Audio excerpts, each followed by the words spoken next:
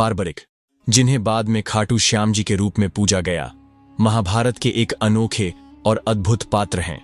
उनकी कहानी बलिदान, भक्ति और असीम शक्ति का प्रतीक है। उनका नाम महाभारत युद्ध से पहले ही इतिहास में अमर हो गया। आइए विस्तार से उनकी कहानी और जीवन के मुख्य हिस्सों को समझें। बारबरिक घटोत्कच के पुत्र थे।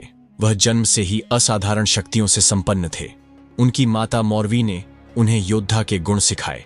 उन्होंने भगवान शिव की कठोर तपस्या की, जिससे शिवजी उनकी तपस्या से प्रसन्न हो गए और उन्होंने बारबरिक को 3 अचूक तीर, त्रिभुवन विजय बाण का वरदान दे दिया। ये तीर इतने शक्तिशाली थे कि बारबरिक अकेले ही किसी भी युद्ध को समाप्त कर सकते थे। पहला तीर दुश्मन को चिन्हित करता, दूसरा तीर उन सभी को समाप्त करता, तीसरा तीर चिन्हित स्थान को नष्ट कर देता।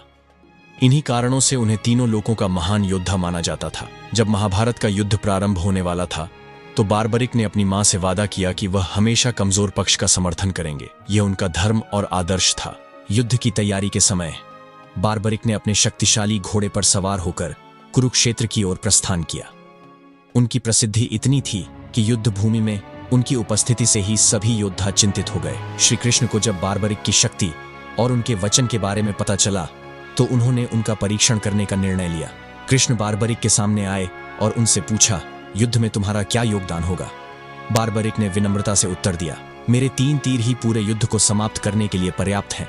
मैं कमजोर पक्ष का समर्थन करूंगा और उनका विजय सुनिश्चित करूंगा। कृष्ण ने मुस्कुराते हुए पूछा, क्या तुम अपनी शक्ति का प्रदर्शन कर सकते हो? बारबरिक ने अपनी शक्ति दिखाने के लिए एक पेड़ को चिह्नित किया। अपने तीर से उन्होंने पेड़ की सभी पत्तियों को नष्ट कर दिया, यहां तक कि कृष्ण की हथेली में छुपा पत्ता भी। इससे कृष्ण समझ गए कि बारबरिक के रहते युद्ध का संतुलन बिगड़ जाएगा। श्री कृष्ण ने बारबरिक से कहा, युद्ध में तुम्हारी उपस्थिति से केवल बलवान पक्ष ही विजयी होगा, क्योंकि कमजोर पक्ष बार बार बदलता रहेगा। यह धर्म युद्ध है और इसमें संतुलन बनाए रखना आवश्यक है। इस बात को समझते हुए बारबरिक ने पूछा कि वह युद्ध में कैसे योगदान दे सकते हैं। तब कृष्ण ने उनसे बलिदान मांगते हुए कहा, यदि तुम अपना सिर हमें दान कर दो तो तुम्हारा योगदान सबसे बड़ा होगा। बारबरिक ने बिना किसी संकोच के अपना सिर दान करने के लिए सहमति दे दी और उसे अमरता का वरदान दिया।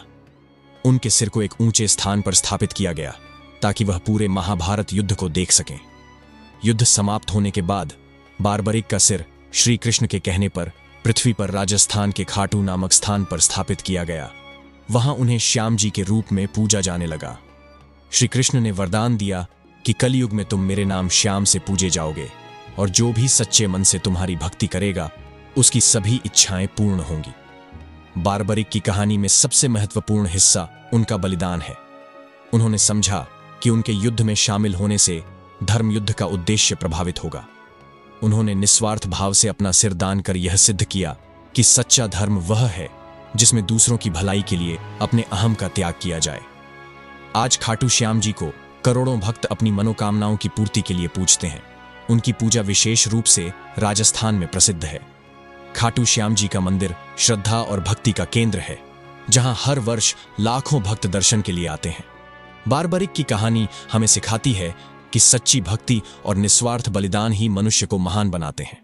उनका जीवन त्याग, समर्पण और धर्म का सर्वोच्च उदाहरण है।